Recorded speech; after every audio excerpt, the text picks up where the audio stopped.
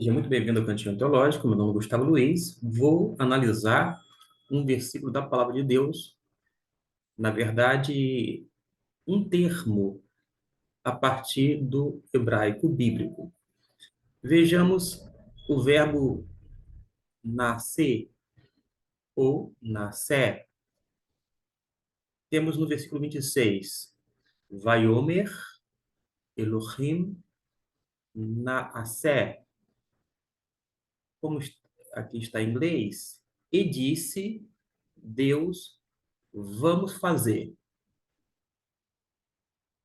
Comumente, a versão em português ficou como façamos o homem a nossa imagem e semelhança, isto é, e disse Deus, façamos o homem a imagem e semelhança. Antes, eu fazia coro com as pessoas que diziam que, quando se refere à expressão façamos, se referia à Trindade. Isto antes. Inclusive, na nota do comentário da página 102, do comentário Vida Nova, diz assim: tradicionalmente, os cristãos têm entendido que tanto a primeira pessoa do plural em façamos quanto nossa são alusão às outras pessoas da Trindade. Prossegue. Ainda que essa seja uma interpretação mais ampla e bem legítima, não é o sentido básico da palavra.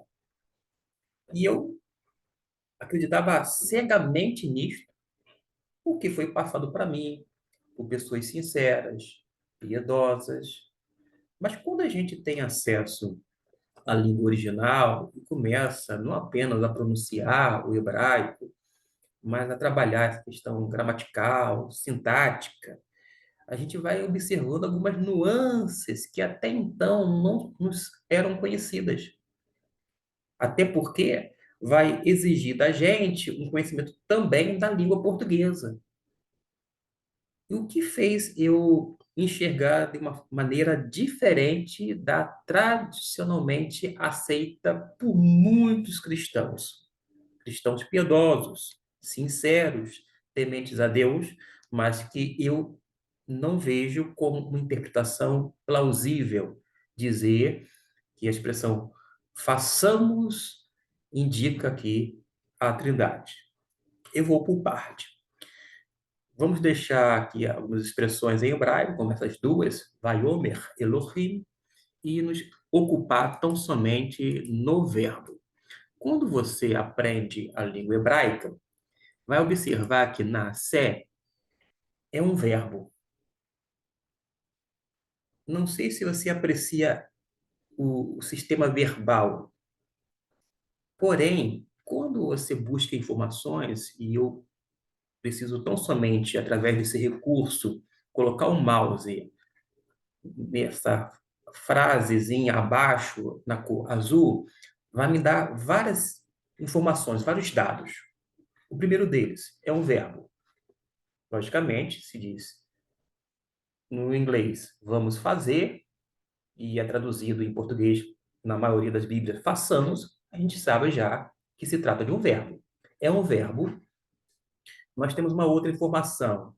É o grau kal, não vamos tratar sobre isto, é pano para manga. Está no imperfeito coortativo. Guarde esta última palavra, coortativo.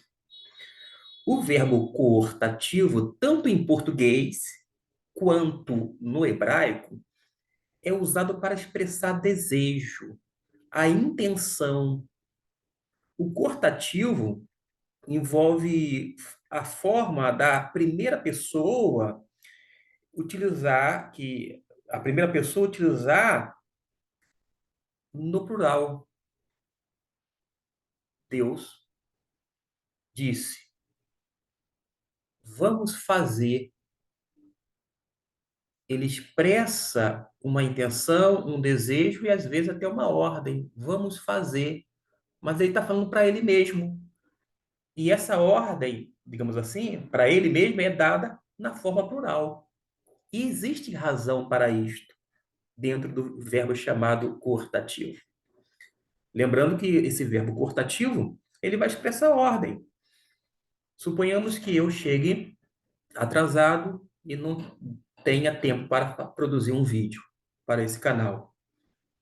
E eu falo comigo mesmo que eu amanhã acorde cedo, faça um vídeo e poste no cantinho teológico. E alguém vai achar engraçado. Como é que pode? Ele está dando ordem para si mesmo? Isso mesmo, é assim. Porque está relacionado à maneira cortativa, que expressa um desejo, uma intenção, quando não uma ordem. De modo que no verbo cortativo é o uso da primeira pessoa no plural. Desta forma, quando a gente começa a analisar gramaticalmente falando, não se sustenta numa exegese sólida uma alusão à referência da Trindade, porque o texto não está se referindo a isto. Aqui não. A gente encontra, por exemplo, a Trindade de uma forma mais clara em um Novo Testamento. Mas neste versículo, sem sombra de dúvida, não se refere à Trindade. Como eu disse, é um verbo cortativo. Vou voltar para o comentário bíblico Vida Nova, na mesma página 102, que vai nos dar algumas informações preciosas. Diz assim: o quadro que se tem aqui é de Deus falando aos anjos. Nesse capítulo, uma referência ao 1, a única alusão a outros seres sobrenaturais. Essa observação deixa implícito que o homem se assemelha tanto a Deus quanto aos anjos. E ele, lá na parte final, vai dizer que, embora tradicionalmente se diga que é uma referência à Trindade, ele acha que até é muito ampla, e eu diria, ampliou até demais. Quando a pessoa tenta enfeitar o pavão, enfeitar o pavão, vai dar ruim. Ele diz até, e seja bem legítima, não é legítima, porque a Bíblia, como neste versículo, não pode ter mais de um sentido.